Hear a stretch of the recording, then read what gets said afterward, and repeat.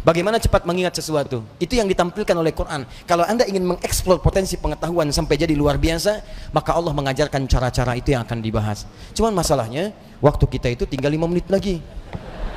Itu masalahnya. Padahal saya ingin kasih contoh nih. Ini teorinya, ini contohnya, ini prakteknya. Hasilnya jadi begini. Ibnu Sina, Al-Kindi, Al-Farabi, Al-Ghazali, Al-Battani, ya, Ibnu Battuta dan sebagainya, saya turunkan. 5 menit cukup insya Allah? Cukup, baik. Baik, ini saya nggak bahas dulu ya, karena waktunya terbatas ya. Nanti saya bahas di malam Jumat insya Allah Al-Quran Sunnah Solution. Saya simpan di sini. Baik, silahkan Mas. Jazakallah khair. Semoga Allah muliakan antum. Baik. Satu, baik. Satu, cara cepatnya. Cara cepat ini Bapak Ibu bisa praktekkan kepada anak-anaknya nanti ya. Kita harus yakini karena ini Allah yang menginformasikan. Kita dikasih pengetahuan, kewajiban kita adalah memaksimalkan pengetahuan ini untuk mengoptimalkan fungsi kehidupan di dunia. Kita kan hidup di dunia butuh pengetahuan. Ya, bagaimana mengoptimalkannya? Ini saya percepat. Satu, yang standar dulu, standar. Quran surah Al-Alaq ayat yang pertama. Iqra Bismi rabbikal ladzi khalaq. Secara sederhana, baca diartikan belajar. Orang Arab sekarang kalau menyebut Iqra, aina taqra, maksudnya aina tadrus, di mana belajar. Maka yang pertama, maaf kalau Anda muslim, Anda beriman, ya, beriman kepada Allah, yakin dengan kesempurnaan diri kita, kewajiban pertama untuk memaksimalkan pengetahuan, tidak boleh ada orang Islam yang tidak belajar, mesti belajar. Kemudian diturunkan lewat hadis Nabi sallallahu alaihi wasallam, lihat cara belajarnya, perhatikan caranya. Awas, bukan biasa. Talabul ilmi fardhatun ala kulli muslim. Belajar, menuntut pengetahuan, ilmu. Nabi mengatakan talabul ilmi. Nah, ini yang mau saya garis bawahi. Ini kadang-kadang suka jarang diterangkan syarahnya secara mendetil. Al-ilmu, talabul ilmi, mencari ilmu. Apa artinya ilmu? Dalam istilah bahasa Arab, cuma ada dua pendekatan makna pada ilmu. Satu al-fahmu, kedua al-idrak. Al-ilmu huwa al-fahmu wal-idrak. Ini yang standar nih. Ilmu itu artinya paham, fahmu, paham. Yang kedua idrak, dijangkau dan dikuasai. Jadi kalau bapak, ibu, atau anaknya misalnya disekolahkan dimanapun, jangan cukupkan hanya hadir di sekolah saja. Jangan cukupkan ditempatkan dia duduk di dalam kelas, jangan. Itu bukan sifat muslim. Sifat muslim itu ketika belajar, cek kembali, paham nggak yang dipelajari? Dikuasai nggak pengetahuannya? Jadi jangan biarkan Anda datang cuma ke kampus, ke sekolah untuk duduk, apalagi duduk paling belakang, nggak mau nanya, terus pulang. Lihat, pelajari, pahami. Kenapa rumusnya begini? Kenapa fisika begini? Kenapa hukum gaya F1 sama dengan F2? Kenapa gaya ada tekanan F sama dengan berbanding lurus dengan P? Apa hukum Pascalnya? Kenapa bisa begini? Modifikasi lagi, keluarkan rumus cepatnya. Itu sifat muslim. Hadirkan dalam kehidupan. Ya, jadi apa yang Anda ingin pelajari, jangan cukupkan sampai dengan tahu, kita mesti paham. Apalagi yang dipelajari adalah ilmu-ilmu agama, maka berubah kalimatnya langsung dari fahmu jadi fiqhun, fikih. Fiqhun. Kalau Anda ingin berusaha sampai paham, maka diawali dengan tak di depannya, tak tambah tak. Kalau semangat Anda berlipat, ingin benar-benar paham, berlipat semangatnya, tambahkan tasydid sebelum huruf akhirnya. Pakai taf, tasydidkan. Maka dari fikih jadi tafaqqaha, ya tafaqqahu, tafaqquh. Muncul Quran surah ke-9 At-Taubah, ayat ke-122, paling kiri sebelah bawah di mushaf. Tafaqquh. Falaula nafara min kulli firqatin minhum ta'ifatun liyatafaqqahu fid din.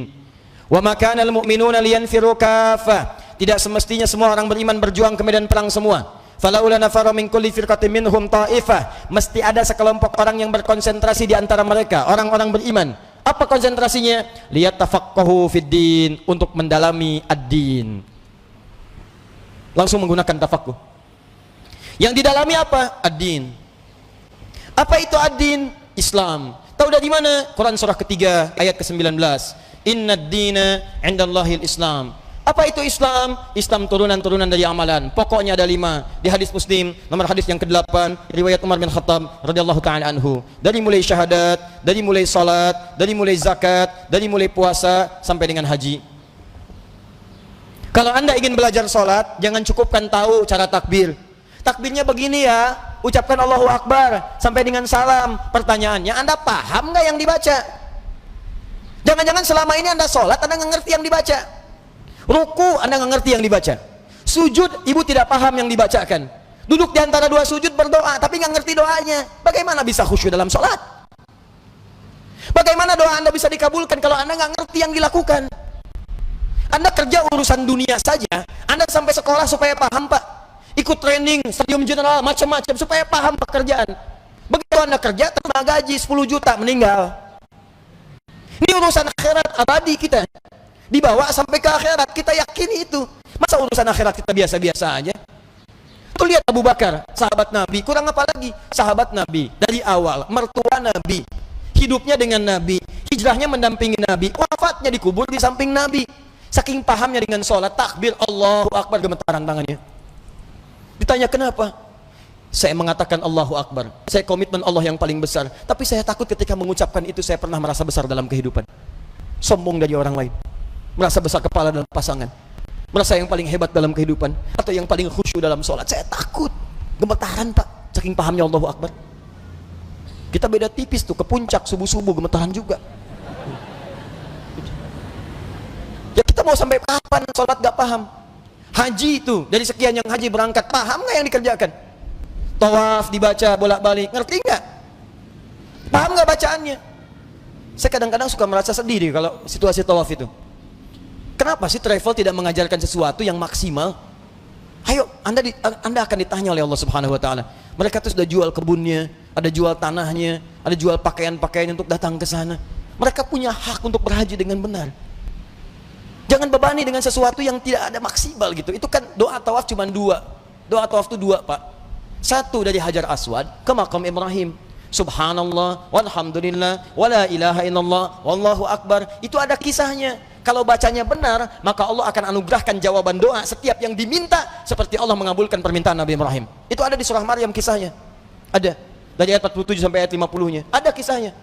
Makanya kita berhenti di makam Ibrahim. Dari makam Ibrahim sampai dengan ke Rukun Yamani, bebas mau minta apa aja. Nggak ada doa spesifik. Bahkan boleh pakai bahasa Indonesia. Karena itu kita ditunggu. Makanya belajar dulu fikihnya. Ini saya bacanya gimana cara bacanya ini? Subhanallah, alhamdulillah. Begitu Anda sampai makam Ibrahim, baca senyamannya. Minta, ada doa untuk orang tua.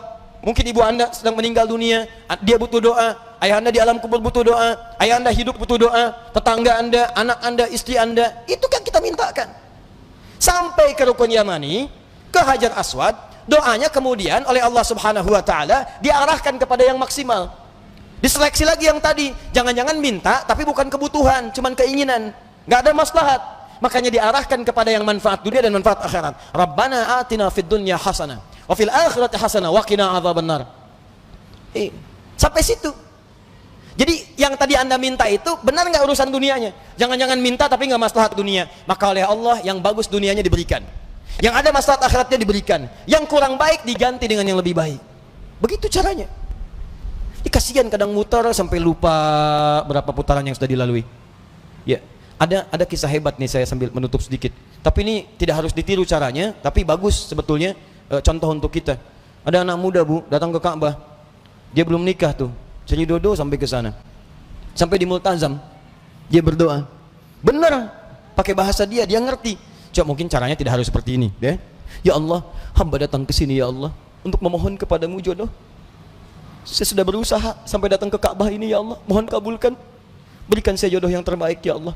Tiba-tiba di sampingnya datang perempuan tinggi, putih, hidung mancung, langsung ditunjuk, kayak gini ya Allah, kayak gini, si contoh.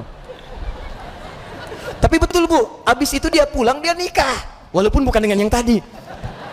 Dia nikah, karena permintaan dia sesuai dengan apa yang dia butuhkan. Ya, kenapa kita nggak minta dengan bahasa kita? Ada yang lebih unik, datang dia ke situ, bawa catatan. Ya Allah, hamba datang kemari banyak hutang ya Allah. Engkau maha tahu dengan keadaan hamba. Banyak hutangnya, tidak Anda sebutkan. Engkau juga paham. Tapi kalau tidak percaya, ini catatannya. Tempelin. Ada. Ya. Yang mau saya katakan adalah teman-teman sekalian, ini al-ilmu wal fahmu wal idrak. Anak pulang dari sekolah datang ke rumah cek lagi, nak tadi belajar apa? Dulu ibu kami begitu, pulang tadi belajar apa? Coba ajarkan lagi. Seperti apa? Kenapa ketemu begini? Kenapa begitu? Maghrib semua TV berhenti. Ayo datang semua mengaji. Mau lari kemanapun akan dikejar, Bu. Saya pernah sembunyi di bawah lemari, dikejar. Cari mana katanya? Cari, suruh menghadap. Kalau belum mengaji nggak bisa tenang. Ini kita kehilangan nilai-nilai itu. Jadi kita tuh mesti pintar, Pak. Dulu orang begitu. Di ngajinya tuh jelas, begitu dibahas pengetahuan dikuasai dengan baik. Silahkan cek ulama-ulama dulu, penguasaannya itu total. Nah, tapi ada satu hal lagi. Jika Anda kerjakan ini, maka Anda akan mendapatkan percepatan pengetahuan dari Allah Subhanahu wa taala melampaui batas-batas pengetahuan biasa. Apakah kemudian tips yang diberikan oleh Al-Qur'an sebagai petunjuk itu ini yang paling penting kita dapatkan? Tapi sayang, waktunya habis. Kita harus berjumpa dengan kesempatan yang berikutnya.